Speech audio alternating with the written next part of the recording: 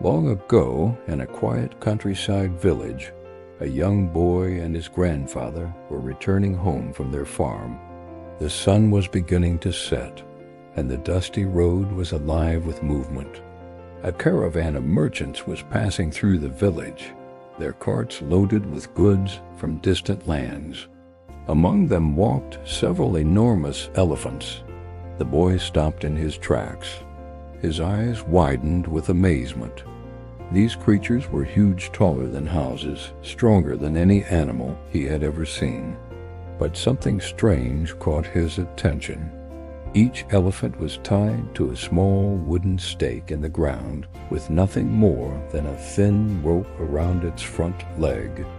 No chains, no cages, just a tiny rope. The boy frowned and tugged on his grandfather's sleeve. "Grandfather," he asked, "these elephants are so big and strong. Why don't they just break the rope and run away?" The old man smiled gently, as if he had been waiting many years for someone to ask that question.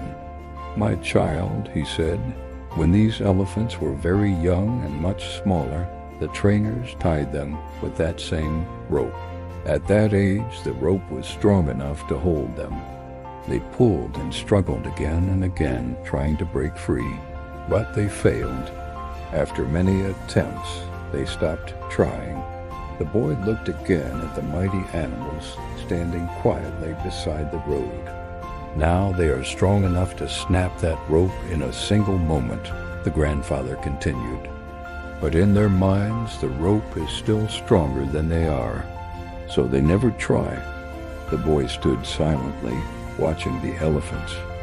They were not truly prisoners of the rope. They were prisoners of what they believed. The grandfather placed a hand on the boy's shoulder and spoke softly. "Remember this lesson as you grow, my child.